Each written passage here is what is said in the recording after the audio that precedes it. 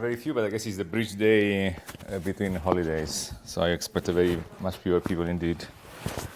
But you know, in Greek they say "ena la leonta," so one but lion, so few but good. So any question from last week? Did everything work fine in Zoom? Did you hear well, see well? Yeah. Okay, it's good because it's possible that I'll do another one in Zoom. On Zoom. Good question, actually. Wat eigenlijk vragen? So, ich habe ein Video per Zoom gemacht, in Zoom. Ja. So jetzt muss ich das Video aufladen, glaube ich. Wo? I'm not really sure if you're able to. Ah. In this course, I think we have to give you the right to upload it. But if I send you the video? Yeah, that will be possible. So I can send the video by email, basically, or by zipped or something. Yeah. Okay, and then you can do an aufladen. Yeah. Okay. Okay, so we'll solve it hopefully. Has anybody looked into the issue of stable coin, the arbitrage, and so on? The Earth and Moon thing? No. So how the arbitrage works? Okay, maybe then I ask you next week, remember, so I ask you to check how exactly the arbitrage works, okay, just as an exercise. Okay, so today we move to the world of cryptocurrencies, and we stay with that for maybe 1 or 2 lectures, so let's see. So what are cryptocurrencies? It's, in terms of definition, it's a store of value that can be used in transactions, so you can call it money, or is mainly transacted in distributed ledger technology, so it's not distributed typically in traditional financial system, but more in distributed ledger, and it has, we discussed this already, has no issuer, so is nobody's liability. So what is essentially is a string of letters and numbers in an archive. Okay, so this is what it is. It's a string of letters and numbers. These cryptocurrencies, the supply of these cryptocurrencies and of Bitcoin, which is the most known one, is normally typically limited. Okay, in this way, it's similar to commodities. So that's why some people call Bitcoin the digital gold. Is a bit this notion that the supply is limited. Now, you remember, gold is costly to extract. Mining gold is hard, so supply is limited. So a similar way. So those who devise these cryptocurrencies have tried to kind of borrow this concept and to put some limit to supply, so to prevent basically runaway inflation or loss of value of these bitcoins. Okay. And in fact, the value of Bitcoin has had some wild fluctuations, but generally has gone up a lot. No? The initial Bitcoins were worth a fraction of the dollar, and now they are worth thousands of dollars. Okay, so in this case, there was a famous case of the first pizza delivered paid with Bitcoin. And if you convert the price at which this pizza was paid now, it would be like $60 million. So the value has gone up. But it's partly also for other reasons. But I think the idea of this kind of new currency is to create a limited supply so that the value goes up in time. And what is the demand? So why do people demand this crypto? Because essentially is a string of letters and numbers, so it's intrinsically worthless. So there are, we discussed this already, I guess 2 weeks ago, but so there is a network value, so everybody else uses it, and therefore it has value for you to use it in transactions, so this is a network value. There is an element of rational bubble, which is not necessarily orthogonal to that, which is to say, I expect the price to increase or to stay high, and therefore, as a rational bubble, I buy this asset just because I expect others to believe that the price will continue to be high or go even higher, even if it is intrinsically worthless. Okay, so the network value and rational bubble are slightly different, but they are connected. Okay, so the cryptocurrency has some value, and that is may derive again from the fact that that is using transactions. But then there is also an expectational value. So for the future, which is more the bubble aspect. So I expect this to go up in the future. Okay, and we said that these rational bubbles can go on for for long time, so for many years. So that doesn't need to bust even in your lifetime necessarily. There is also, this we discussed as well, a possible investment value in terms of diversification. So if this asset has low correlation with other assets, has low correlation with bonds, with stocks, with real estate, then these may further add to the price of these assets. Okay, but this is probably a secondary motive at best, and we will see later that it appears to have lost also value as a diversification tool recently. But nevertheless, this is sometimes argued among those who are kind of in favor of crypto. Any question on this? I think this is largely elaborates on what we have already discussed previously. Okay, so let's discuss a bit the Bitcoin white paper. So the Bitcoin white paper was published in October 2008 by somebody who called himself or herself Satoshi Nakamoto, but it's probably not probably, but surely a pseudonym. Basically, this white paper proposes a new way to carry out transaction in a distributed way. So what are the key components of this proposal, this Bitcoin white paper? So there is a distributed ledger.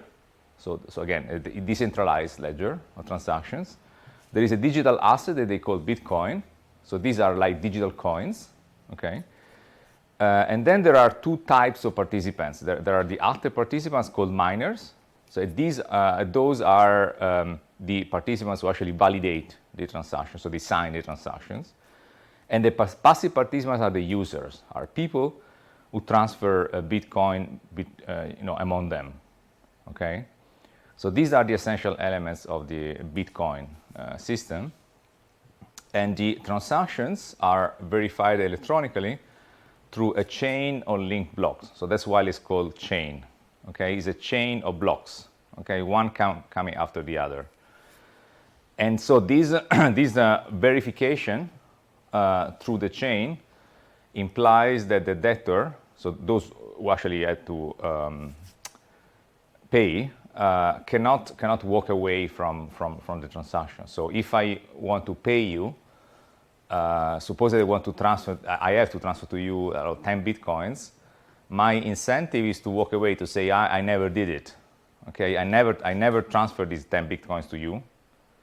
Okay, so because my incentive is to keep my Bitcoin and not giving them away. Okay, so it is important to ensure that if I send you the 10 Bitcoin, then I actually lose the 10 Bitcoin in my account, in my wallet. It's called wallet in this system, and therefore I cannot double spend them, because if everybody can double spend their Bitcoin, then the system cannot work. Of course, there would be a runaway inflation, so Bitcoin will be worth nothing if you can spend it many times. Okay, so the system must make sure that if there is a transaction, there is a real transfer of Bitcoins from one wallet to another wallet.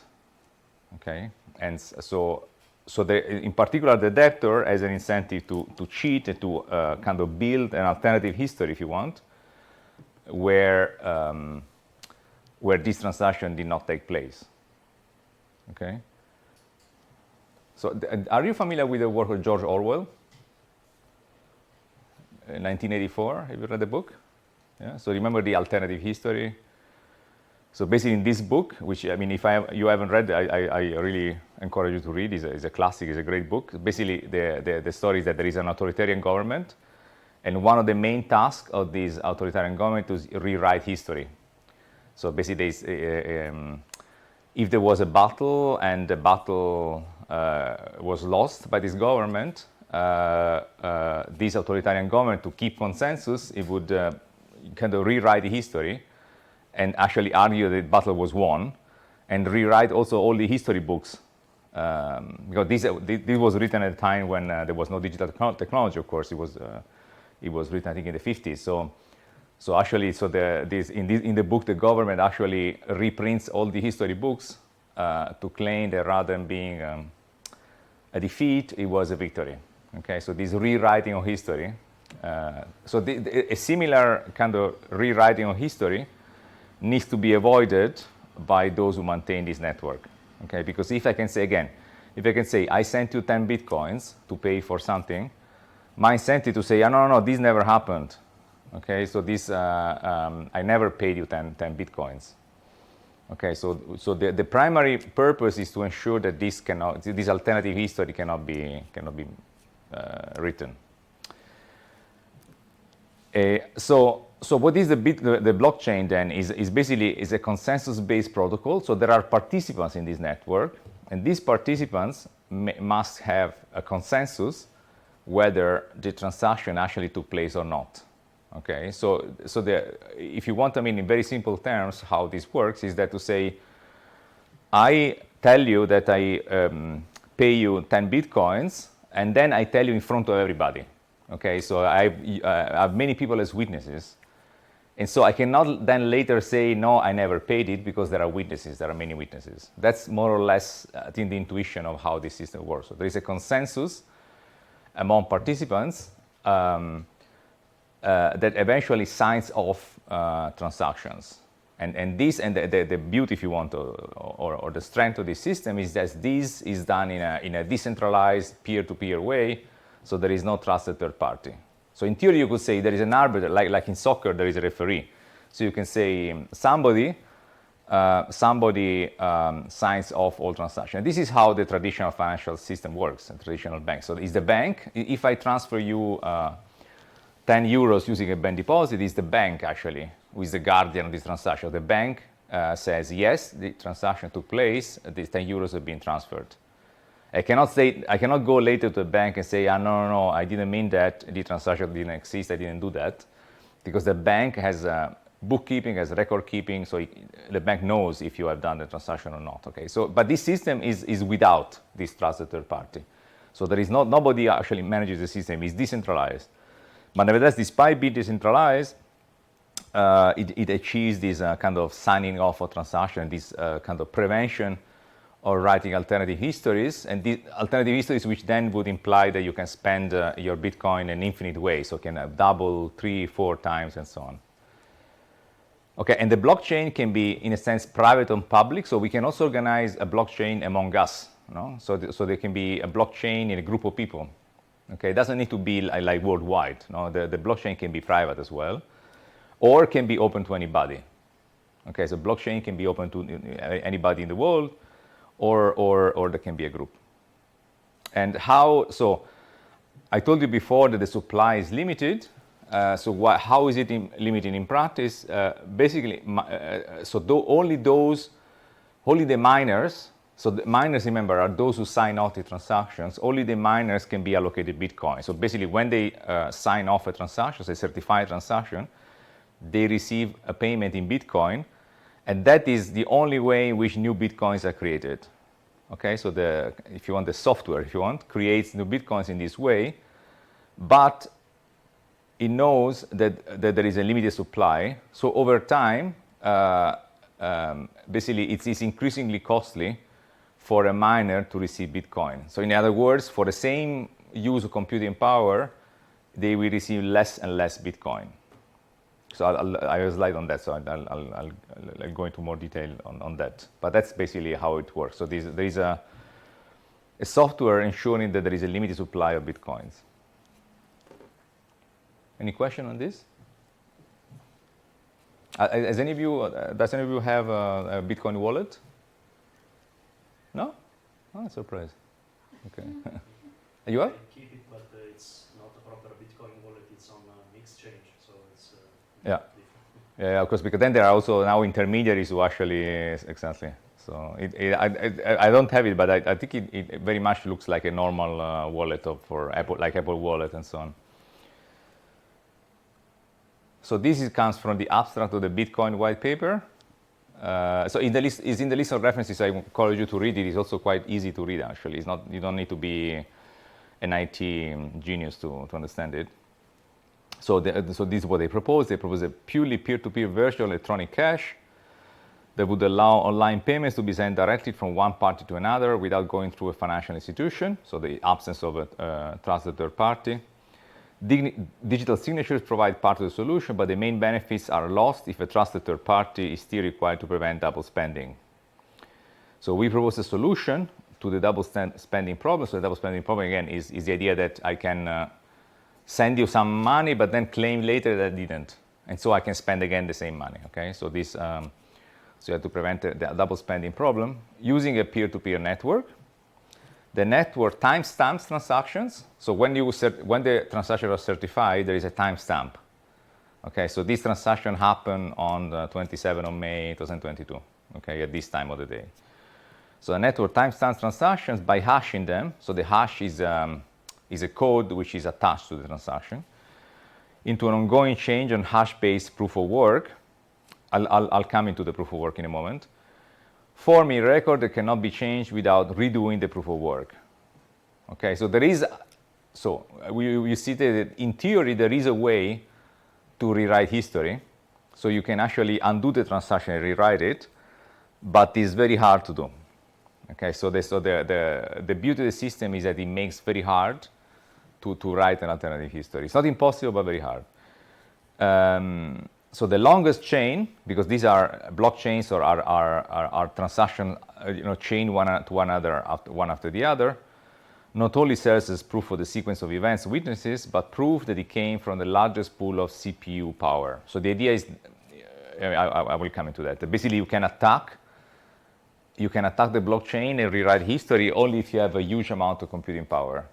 Okay, so the idea is that unless the attacker or the hacker has a very, very large amount of CPU power, it is impossible to rewrite the history. Okay, so this was just a quote, but again, I encourage you to read the original paper. So let's go a bit in more detail in the functioning of blockchains. So just to clarify at the beginning, so blockchain is the way the value is transferred, okay? You can use blockchains to transfer things other than Bitcoin. So Bitcoin just happens to be the coin that is mostly used in these blockchains, but it's a different concept, it's a separate concept. Okay, you can use blockchains to transfer anything, even traditional currencies in a sense. Okay. So the original problem, and this is another good paper, Abadi and Brunnemeyer. It describes it very well, and it has other elements. So again, it's a paper that I encourage you to read. It's a little bit more formal. It's a formal economic model, but it's very interesting the way it's set up. But the essential problem, they say, of blockchains is that it's too easy to transfer digital assets. So it's very easy to have programs, rewriting the history of transaction. In the end, the digital coin is very easy to copy and paste. The digital coin, in a sense, is a string of number and letters. Okay, so just as you copy and paste something using Microsoft Word, you can copy and paste a digital coin. Okay, so you can simply make a copy. So it's very easy to copy. So the double spend problem derives from this fact that is that copy and pasting of digital assets, digital coins, is extremely easy.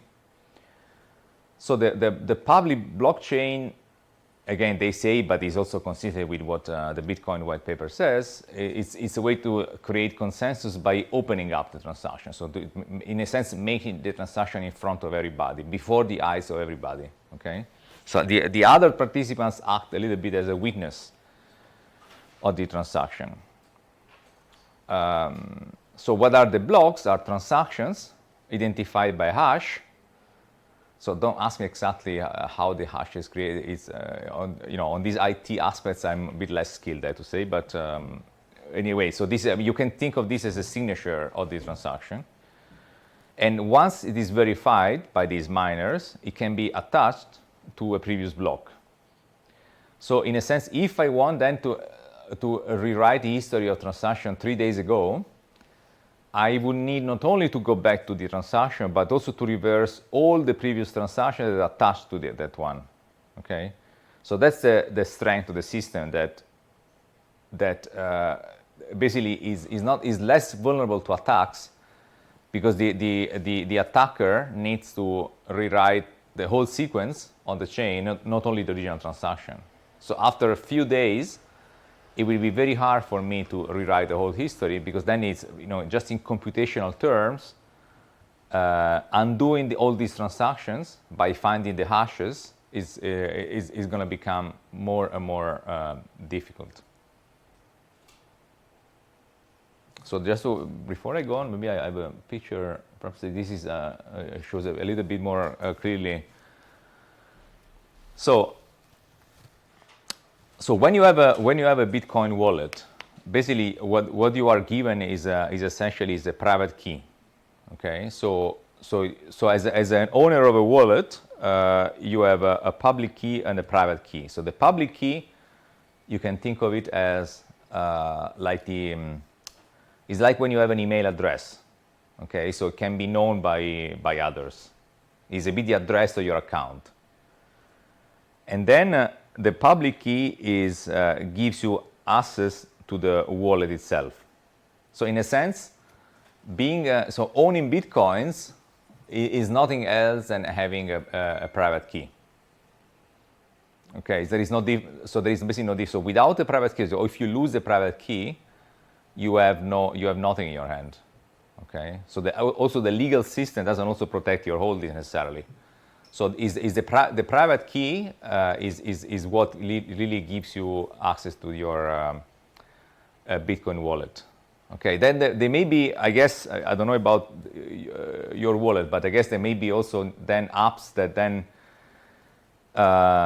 transform this into something which is more directly usable. But essentially, the Bitcoin network works in this way. That basically, so there is a wallet, and then suppose that from my wallet, to which again I have access using my private key, I want to send you some Bitcoins.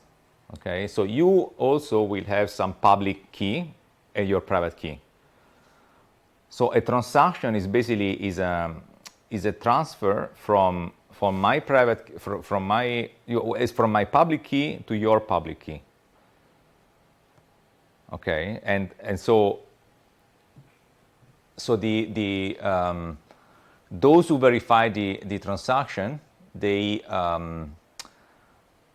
basically ensure that there are two people with private keys, and then there is this public key in the middle that signs the transaction, and they basically to guess using basically computing power, they have to guess this kind of hash, which is basically based on the two public keys. So think of this as send money between two email addresses. So I send them something from my email address to your email address, and there is a code in the middle that basically signs off the transaction, and somebody else has to guess this code using computer power. And those who actually certify that this has actually taken place are the miners. And if they guess correctly this code using computing power, a lot of computing power, then they are given some reward in terms of new Bitcoin, because they are paid through Bitcoin. Okay. And then this is basically what is in the square is a transaction. Okay. And then once the transaction is made, is certified, is attached to previous transactions. So there is a block. And the reason why there is this chain of transactions is that, as I said before, it's hard to rewrite the history beforehand. Okay, so once they are in a blockchain, then they are more secure. Okay, because they are there forever. Okay, they are there forever, and so an attacker would have to basically to rewrite an entire sequence of transactions if you want to change the original transaction. But so what is key also in terms of cryptography is the combination of private and public key. Okay, so because the privacy of the private key is necessary because only you can have access to your wallet. Okay, so otherwise, if it's not you, you cannot be. It's similar to when you have access to a bank deposit. So you must. So the system must be sure that it's you actually accessing your own wallet. So that's the private part of the key. But the public key is the way in which two different wallets can transfer Bitcoin between each other. Okay. And basically the system only sees the public keys. Okay, so the system says person X sent X Bitcoin to person Y, using a public key, but is not able to enter the wallet of person X or person Y because this is based on the private key.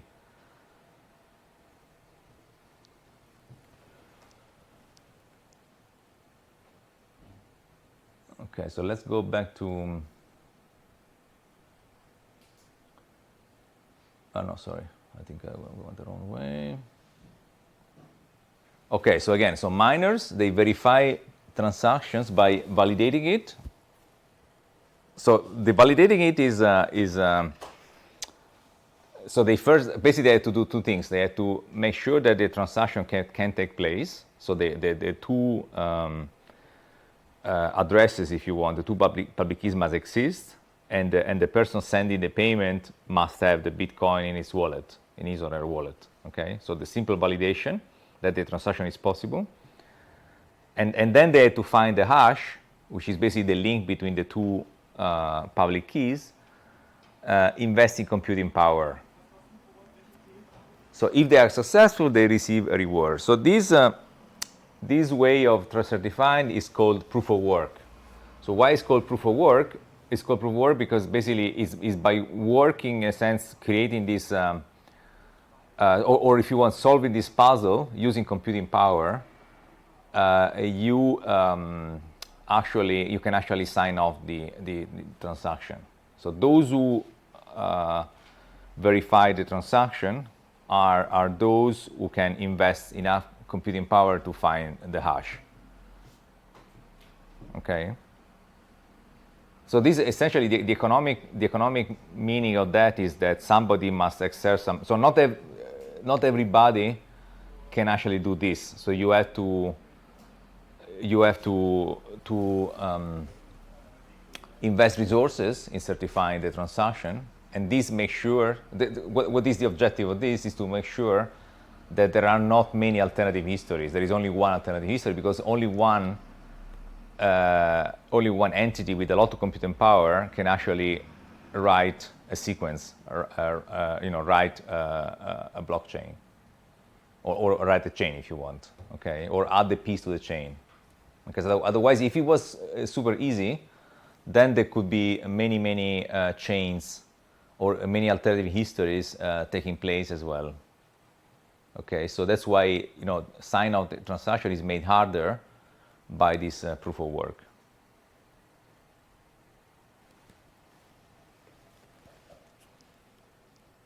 Any question? It's a bit, yeah. So you said the supply is limited, so every time the reward is diminishing? I have a slide on that. Yeah. Do you have another question? Okay. Let's go here and then I come back to the previous slide. So the supply of Bitcoins. So the Bitcoin is a finite supply of just below 21 million Bitcoin. Okay, so basically is asymptotically converging to 21 million pieces. Okay, so that's why sometimes it's called digital gold, because the supply is limited. I mean, you know that among the metals, gold is the one that is harder or hardest to mine. Silver is less hard, so it's easier to mine silver than gold, and so historically gold has been seen as the safest form of money because its supply is more limited. It's easier to find silver, so silver was the second class. So similar here, Bitcoin is called digital gold. So new Bitcoin are allocated to miners for verifying transactions, as I mentioned. But the allocation will be less and less as we approach the limit. So basically, at the beginning you receive, I don't know, 1 Bitcoin for verifying the transactions, and later you will receive 1/2 of Bitcoin, 1/10, and so on until it basically converges to 0. So unless the whole network decides to remove the supply limit, because again, there is no central authority that says this is 21 million. If everybody agrees, you could always say, no, it can be 30 million. But basically, this has to be a decision by everybody in a sense. So that's why also it's difficult to do, I guess. But I think the original software is constructed so as to make it harder over time to allocate new Bitcoins and therefore for the supply to converge to 21 million. Yeah. So I guess one question to which I don't have really an answer is, once we are at the top of the supply, how is it possible to pay the miners? Because once you cannot issue new Bitcoin, how do you pay the miners? I never thought about this question. I'm not even sure that somebody has actually thought about it.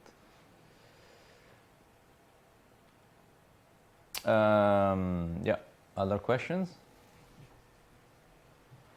So here I wanted to tell you a little bit about proof of work or proof of stake. So as I said, the proof of work is the way in which the Bitcoin network works. So you need to invest computing power to find basically the code called hash that creates or certifies the existence of a certain transaction. But there is another. So as we'll be discussing in a moment, the proof of work is environmentally costly. So the computer needs electricity, and the electricity, as you know, implies emissions. Okay, so we don't like emissions. So the proof of work has been criticized, okay, because a lot of emissions are created. So an alternative way, which has been proposed, investigated, is the proof of stake. So here is not that you certify the transaction based on how much computing power you invest. So basically, if you are the first to solve a puzzle that allows you to find the hash, but is more based on your stake. So the proof of stake means that those who are more active in the network or who have most Bitcoins are those who have a higher ability to certify transactions. So if I have a lot of Bitcoins, I become automatically a miner, and by being a miner, I can certify transactions without spending a lot of computing power. Okay, so this is a proof of stake. So it's because in the end, again, so this is a system. I mean, if you think in economic terms, it's a system where the crowd certifies the existence of a transaction. Okay, so it's basically a way to vote. So the group votes whether this transaction takes place or not. And how do you vote? In this way, basically, you vote based on your wealth in the network. Okay, so those who are more at stake in the network, they have a higher vote. Okay, so it's not very democratic. So if you want proof of work, it's more democratic because everybody starts from the same level. So here in the proof of stake is a bit more oligopolistic or less democratic. And so those who have a lot of resources in the network are allowed to. It's a little bit similar to those countries where you have a vote only if you have a house and so on. Historically, there have been systems where you have more. You can vote more, or you can vote if you have a certain amount of wealth. Okay, so of course we don't like those systems, obviously, but at the same time they also have some sense, because if you have a lot at stake, then you are more careful in what you vote for. That's the idea, no? So if you have nothing, then why do you care about voting? Okay, Of course, again, so as democratic countries, we reject that concept, but it has some value in it. And in the Bitcoin network, people say proof of stake has some value, and in particular is less computational intensive and less environmentally costly. So if you read material on crypto, you will often see this discussion: proof of work versus proof of stake. Is it clear? Okay, this we have seen. Let me check if yeah, this we have seen. Okay, so just to clarify a bit the distinction between Bitcoin and blockchain. So often blockchain and Bitcoin are used together. So they are meshed together. They are taken as synonyms, but they are distinct. So they are not the same thing. So Bitcoin is a digital coin, and blockchain, as we saw, is a way to organize payments in a decentralized way without trusted third party. Okay, so don't confuse the Bitcoin, which is the digital coin, with the way it is transferred, which is a blockchain. Many other things could be traded on blockchains, including the central bank digital currencies. So when we'll discuss the central bank digital currencies, we will see that they could also be traded on blockchains as well. So the supply of Bitcoins we saw. Okay, so I mean, in these things of the functioning of Bitcoin, I was planning to go a bit more in detail in a later lecture, but let's see, because let's see if we have time, because I think we have one or two lectures. We have one or two additional lectures missing a bit.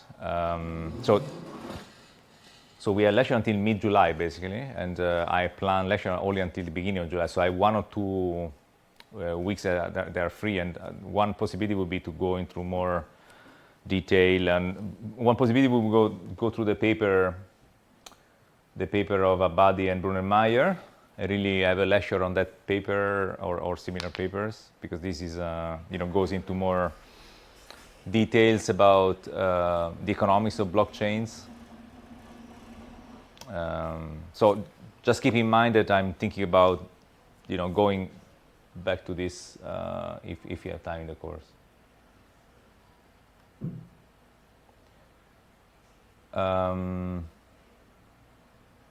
Okay, the benefits of Bitcoin and blockchain. So why are so many people enthusiastic about it, about this concept? So it's as I said, it's relatively secure. So it's tough to rewrite history.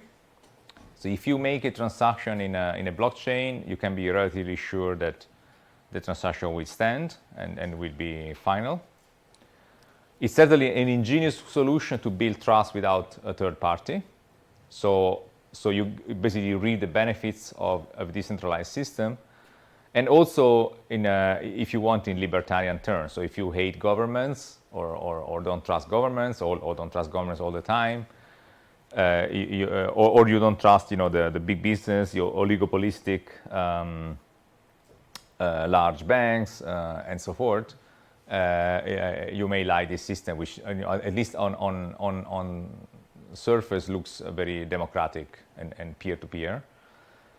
So this is also part of the appeal of this system, I guess. And an important aspect is that it provides diversity to the monetary and financial system. So you have an alternative option. So even if the traditional financial system is dominant, and it continues to be dominant now, the existence of this alternative is an interesting degree of competition. So actually, I would argue this third part could be the biggest benefit of Bitcoin, that it provides a credible alternative, and even if it is small, say in the presence of failure or large failure by the traditional financial system. For example, if the traditional financial system has again a global crisis like in 2008, then we have an alternative system that can actually replace it or be in competition with it. Okay, the existing decentralized finance or blockchain are still small. You have to keep in mind that these things are small compared with the traditional financial system. So by small, I mean like it is probably in the order of maybe 100 of the. So basically, 1% of the financial system is crypto. Okay, so the traditional financial system is still much bigger, much more important. Okay, but this is a more niche phenomenon that could grow and provides some competition. Yeah. So these I mean, do you see other benefits? I don't know. You may be, I don't know, for kind of age reasons more favorable to this innovation. I mean, do you see other? Yeah. Like a currency crisis, if your country's currency is not reliable, if you don't use US dollars or euros, then you might want to consider the cryptocurrency option. Yeah. That's why Nigeria, India, Turkey, those countries use more than the developed world. Yeah. Yeah, exactly. No, this I agree very much. And then I was planning the last lecture of the course to go a bit more into that. So what are the alternatives? So what is the possibility, or in which circumstances would these cryptocurrencies replace the traditional currencies? But that said, I agree that this is. Yep. Maybe not of Bitcoin directly, but of blockchain, is that it's way faster than traditional banking systems. Mm-hmm. There's some proposals, for example, to use blockchain and cryptocurrencies, especially for players playing overseas, because it takes a lot of time Yeah. Mm-hmm. by the banking system, and with that it could be much faster and more secure. Yeah. No, I agree. I mean, in terms of being fast, I'm not sure. I'm not sure it's necessarily fast in terms of domestic payments. But certainly, I agree that it has already now has a potential in terms of cross-border payments. So for that, and actually, so yes, we look into this there will be a lecture on the international dimension. So there I will go into that. But so the speed, of course, and in particular in cross-border is another. I agree, is another potential benefit. Anything else? I mean, do you like this libertarian kind of aspect? This anti-government, anti-establishment? Yeah. Some technologies also used, for example, for legal entity identifiers. Mm-hmm. We used ledger Mm-hmm. to connect the identity entity with, I don't know, executive or CEO without keeping like in their identities in some register that can a person manipulate it just in ledger. So is it so those that so the thing which in the ledger is their digital legal identity? Is the legal identifier that is in the blockchain? Like they ask information in this ledger, and Yeah. then they can identify it outside. And I think it's also like the system with digital passports, Mhm. something like this.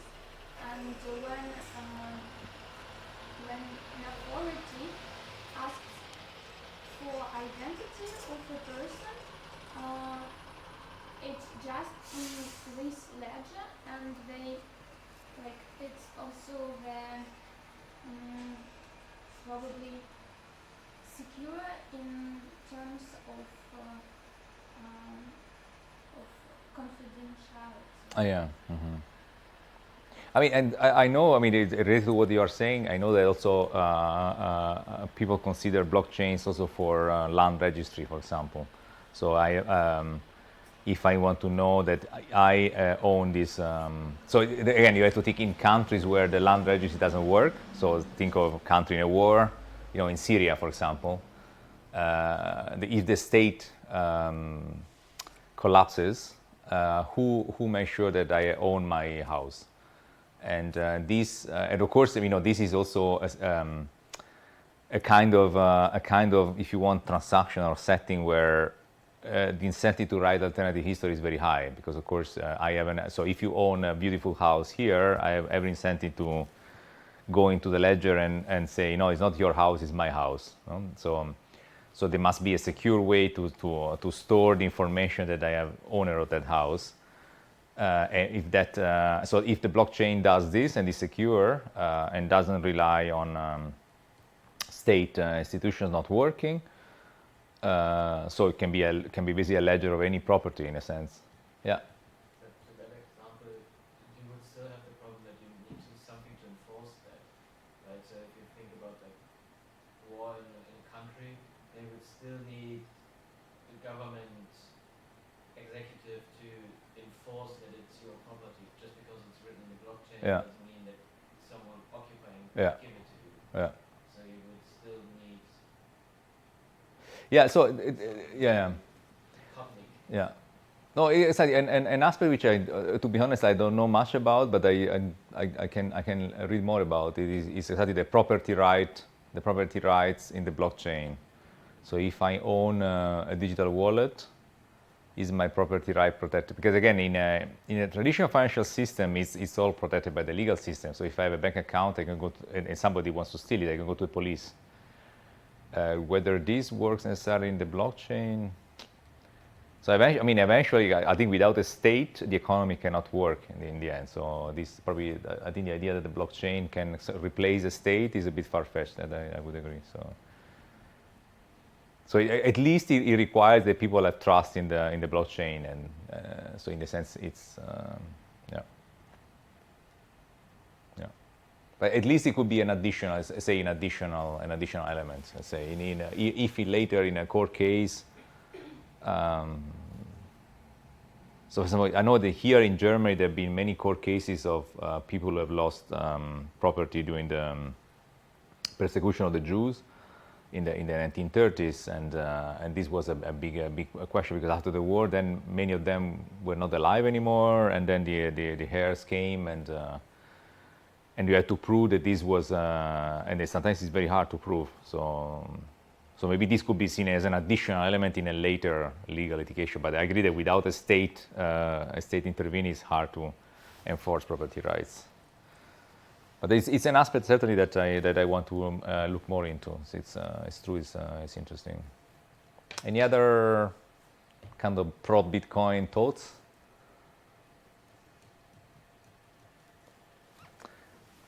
Because now I'm going to the costs and risks. Okay, so the first thing is that, so allow me this kind of pro-economist statement that Bitcoin was designed by engineers, so IT specialists, not by economists. So it's not a system that is efficient. I tend to see Bitcoin as, in economic terms, of course, because it's, in the end, is also a payment system. But we have to keep in mind that those who kind of invented this system are basically IT experts. So it was not really designed necessarily to solve an economic problem, although there are some interesting economic aspects to it, and also parts of the Bitcoin white paper has some economic dimensions. For example, this idea of avoiding double spend is an economic discussion. So it's not entirely 100% engineering or IT, but certainly it's not a focus of. It's not that it's not a result of the work of economists. One key downside of Bitcoin, and everybody says this, is that equilibrium investment in computing capacity is excessive, and this has a negative environmental impact through the proof of work system. And the environmental impact of Bitcoin is very large. I'm always surprised at how large it is estimated to be. So some people say that the world consumption of electricity that stems from Bitcoin mining is equal to the annual consumption of Spain, the annual electricity consumption of Spain, which to me looks a huge number, but apparently people have done these calculations, and apparently it's very large. So because you need not only one computer, but many computers to run in parallel, and the computers are very power hungry. And if mining Bitcoins becomes harder, also because of this scarcity, the supply being limited, you can expect the computing power to go even more up. No? The computing expenditure and the electricity expenditure to increase further. So this is everybody says that the environmental impact, especially now that we are so sensitive to this, it's the major downside of Bitcoin. So it's dirty, it's polluting. The transactions are still slow and it's difficult to scale up. So this system of verifying transactions and this kind of action of the miners and so on slows things down. Maybe again, so I agree that maybe compared with the time you take to send a payment from Germany to India, it's probably still okay, but it's difficult to scale things up. So so if you consider that the interbank market literally makes millions of payments every day, it's hard to believe that this system can really become dominant in the sense of making the most of our payments. So it would probably be too slow for that. Another big problem is that transaction, which is part of the beauty of the system, but it's also a downside sometimes, is that transactions are irreversible. So once they are in a blockchain, they cannot be reversed later. So even if when they are wrong, still are irreversible. So this is different from, for example, credit cards. So if somebody steals your credit card and makes a transaction that is not what you wanted, what you did, you can always go to the credit card company and the bank and ask them to reverse the transaction. Or if you send a payment to somebody by mistake, you can always ask to reverse the transaction. Not always. I mean, even in the banking system, it's not always so easy. But generally, with the help of the legal system, you can reverse some transactions. But it's not possible in the blockchain. So if I send you some money by mistake, that stays. Okay, it can't be undone. And then even though I told you that it is hard to write an alternative history, so to write an entirely different blockchain, it's difficult but not impossible. So there have been cases of alternative history attacks. So people writing a completely different chain if they have enough computing power. So if there is somebody with a lot of computing power using the proof of work, you can actually reverse a number of transactions in a chain. So the Bitcoin originators admitted this was possible, but they said it's unlikely because you need a lot of computer power. But experience has shown that these attacks are possible. There have been cases in which these have happened. I mean, it's still rare, but they have happened. Yeah. So I would say in terms of the cost and risk, I would say the environmental is the most important. Maybe the slowness is a second. I would say put second, and irreversibility maybe third place. Yeah.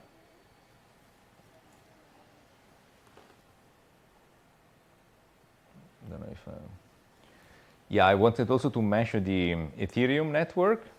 So is a platform. So Ethereum is I don't know if you read about it or if you have seen it. Is essentially a platform for decentralized programs. Is a decentralized use of computer programs. It was created in 2013. So it's essentially an infrastructure, and is also the largest existing blockchain platform. And one key feature of Ethereum is that it's specialized on smart contracts. So smart contracts, I remember, is to say, I pay you 10 Bitcoins if tomorrow rains, okay? So this is a smart contract. So the payment is conditional, is automatic, and is conditional on something happening, okay? So remember that we discussed already the downside rigidity of smart contracts. So smart contracts are automated by algorithms, and the algorithms can always get things wrong. Okay, so if you completely, if you leave the conditions of a transaction entirely to an algorithm, and because remember contracts are always incomplete, it's not necessarily the case that the transaction is always right. So in the case, to make a simple example, in the case of the transaction, I pay you 10 bitcoins if tomorrow rains. Say, what about, I don't know, it rains only half a minute, or it rains here rather than over there, and so on. So there may be many contingencies so we in human interaction we are used to deal with, but the algorithm is in a sense is stupid, in a sense that it applies mechanically the conditions. So I think we had already a discussion of how artificial intelligence can or cannot do. No. So in this context, sometimes people say code is law. So code is law means that it's a computer code that decides when a certain transaction can or cannot be made, and it's not other factors like even like the law of the country.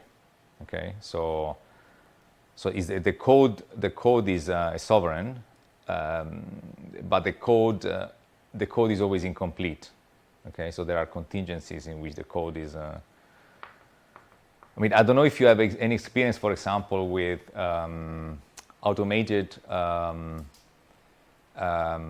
call centers. Have you ever tried that? So you call, somebody breaks in your house, and you have to call somebody to repair it. And more firms use automatic. So they use voice recognition and automatic. So if you say, I have a technical problem, then some software leads you to something, and there is an automatic voice tell you what you should do. And I don't know about I don't know if you encountered that, but my experience with that has always been bad. I always want to talk to somebody, and normally you have to spend time to get to that somebody. So the code tells you a lot of useless or stupid things before you actually get to somebody. And typically you solve the problem when you talk to somebody. So I think of this as a simple example of or more general point that this kind of code-based actions are still too incomplete to really be, effective. So when you read about smart contracts, it's a nice idea, it's good, it's efficient, but remember that there are many holes and many kind of dark aspects of those smart contracts. So Ethereum also created its own cryptocurrency, which is called Ether, and is the second most important Bitcoin, most important cryptocurrency after Bitcoin. It's also in fixed supply, and is also allocated to miners like Bitcoin. So it's a bit like a copy of Bitcoin to some extent, but it's just because it's used in this Ethereum network. I mean, note that also Ethereum network also uses Bitcoin a lot. So both Bitcoin and Ether are used in the Ethereum network. One important point of Ethereum is that it's now migrated to proof of stake.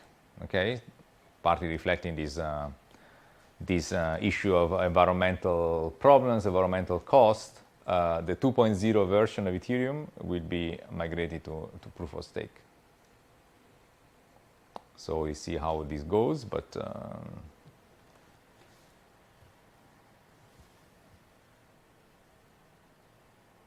I mean, one point I wanted to make again, I think we already discussed this, but it's important to point out. When we think of these systems as decentralized or peer-to-peer, you always have to remember that somebody in the end releases the software, somebody designs the system. So the element of, if you want, centralization is there in terms of who designs the system. Okay, so then it's true that there is nobody monitoring the system, so there is no central authority, so that is correct, but somebody. So remember we discussed in a previous lecture the illusion of decentralization. You can see also here, so somebody has put up this Ethereum network, somebody has designed it. So in the end there are always some kind of leading players who at least write the software. Okay, or at least allow other people to write the software. Because in the case of Ethereum, the software is also written in a decentralized way, but somebody must create a platform by which this software can be implemented or created. So in the end, at the end of the day, you always have an element of centralization. So somebody must be more leading than others, okay? So the idea of a perfect decentralization, perfect peer-to-peer is, to some extent, an illusion. Okay, so last point, we have plenty of time, I want to make today is Bitcoin as an investment asset. So here I want to refer to the IMF blog, the link of which is shown here. So an argument has been for many years that Bitcoin is, even if it doesn't have any value for anything else, has some diversification value. But then, so the argument has been, and I mean, as you see, so if you look at the chart, Bitcoin is the blue line. So generally, the Bitcoin price has tended to go up in time. So if you go even further back, you see that it goes even so more up. So the general trend has been up, no? With, however, very wild swings. So you can lose a lot. But of course, if you bought Bitcoin 10 years ago, it would have anyway been a really great investment. So that's why now crypto is considered to be hot as an investment asset, no? Because you can earn a lot, or at least history has shown that you can earn a lot. Doesn't mean that you earn in the future, of course. I mean, this is for the past. But it is true that in the past, the Bitcoin price was quite independent or quite uncorrelated with other assets. And I remember also in DCB, we looked at that at the time. So we said, what is, for example, the link, so the correlation between Bitcoin price and the dollar exchange rate, or the euro-dollar exchange rate, for example. And I think we came up consistently with low numbers. So it seemed that Bitcoin was uncorrelated essentially with anything else. And these, as I said, by itself made the value of Bitcoin higher, because you in a portfolio diversification perspective, you want to have basically an asset that's a low covariance with the rest of the market. So this is the ideal asset, is an asset that has negative covariance with the rest of the portfolio. But as argued in the IMF blog, this appears to have changed more recently. So this is a time-varying correlation between Bitcoin price, so the return, so the change in price, and the S&P 500 index, so the most important equity index in the United States. So they claimed that in the past, this correlation was small, and I mean, what you want is to have negative, no? So negative is great, no? So and they claim it was sometimes negative or slightly positive, but low correlation. But they say since the start of the COVID crisis, Bitcoin has been consistently positively correlated with the stock market. And so they say the diversification incentive has gone down. So the diversification value has gone down. To be honest, I've not found so far a clear reason why. I mean, it's possible that the crypto has become more mainstream, more people hold it. So by becoming more widespread and more mainstream, the same factors that drive the markets in general may also influence the Bitcoin market. So it's just a part of the more or less market sentiment more generally. So it's not. So the less is a fringe phenomenon of a few people, and the more it becomes an asset that is held by many people, the more it's subject to the same fluctuations of mood of the overall market. So, for example, if there is a war in Europe, confidence would go down, so the markets would go down, but also the crypto holders would also become more risk averse, and the price of Bitcoin would fall. So, in the end, the same factors that move the market also move the crypto market. So risk aversion, confidence. But I mean, beyond this obvious explanation, I'm not, even in this blog, I have to say, I have not seen a clear reason why. Also, why exactly it appears to have changed in March 2020. So March 2020 was the beginning of the COVID crisis. It is not clear to me why this correlation should have changed with the COVID crisis. Yeah. I think more in starts to hold the cryptocurrencies. That's why the correlation increase. Yeah. Rather than the retail investors, more investment Oh, yeah.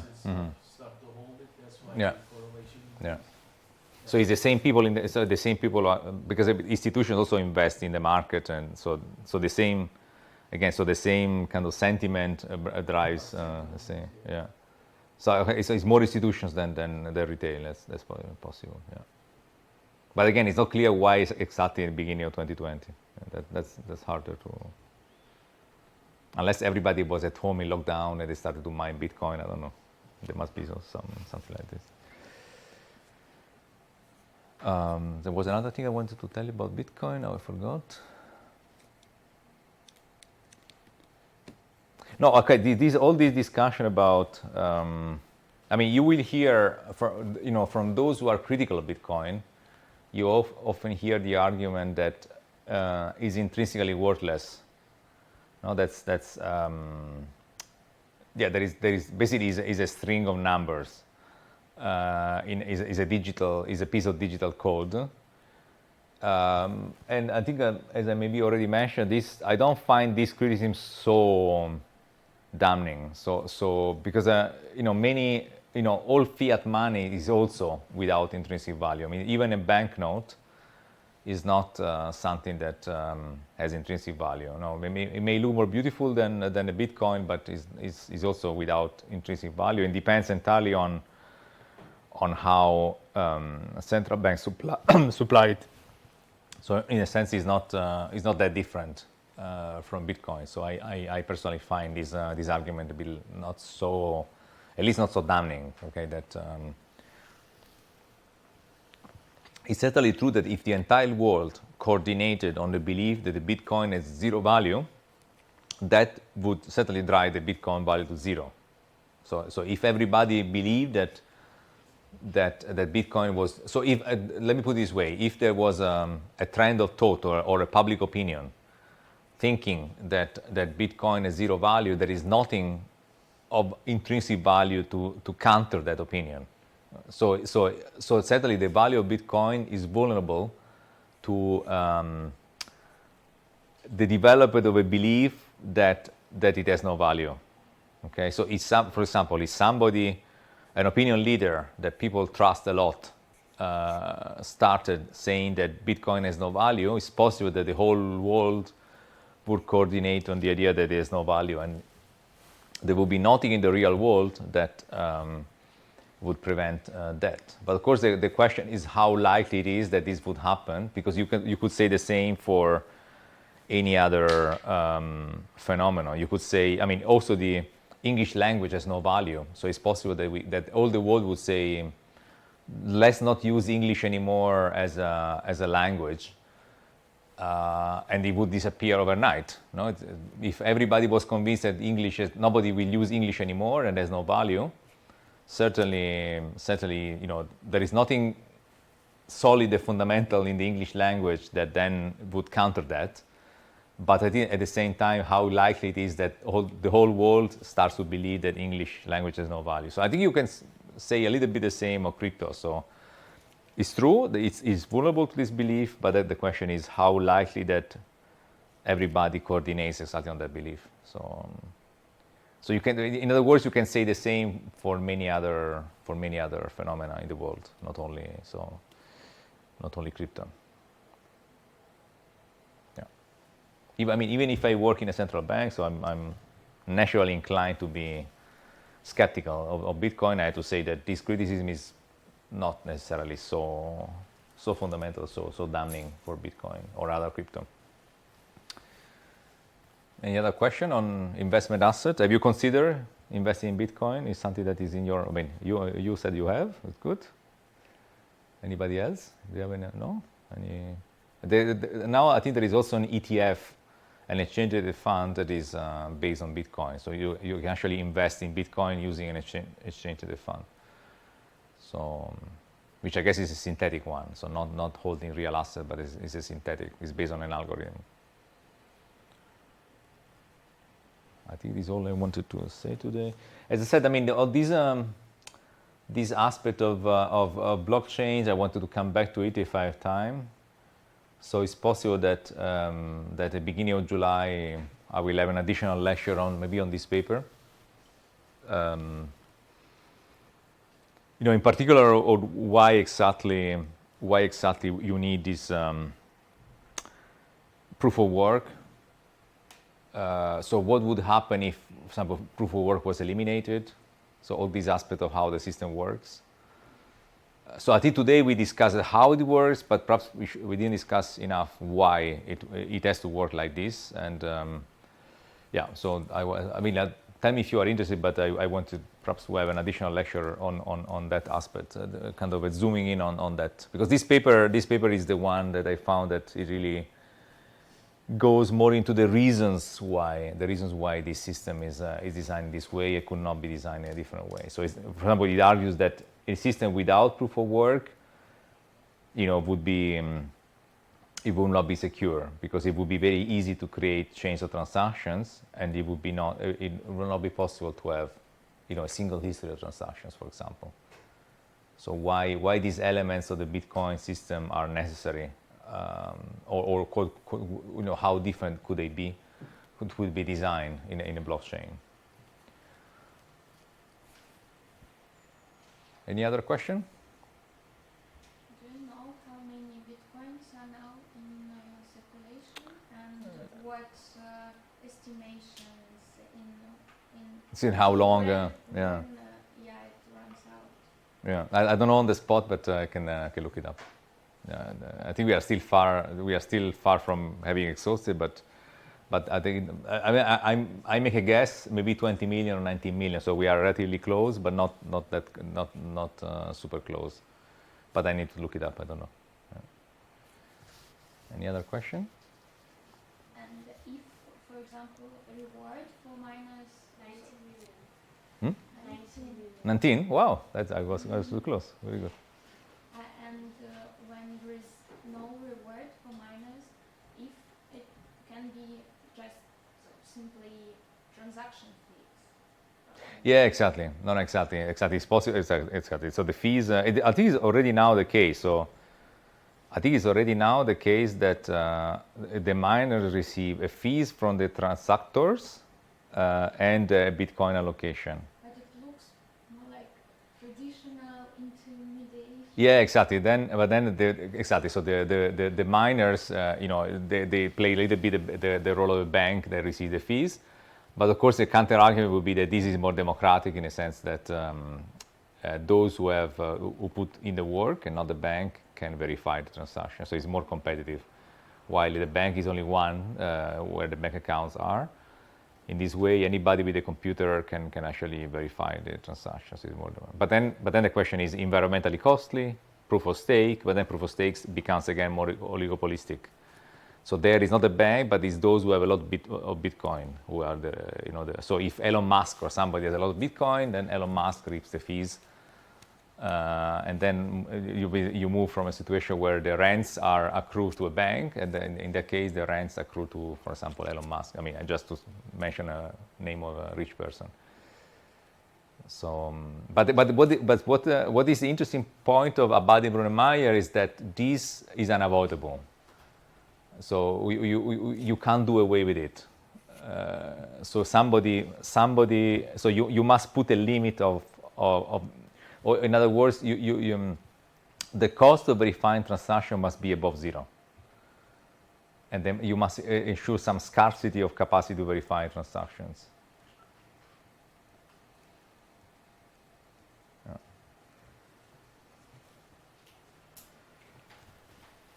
Yeah.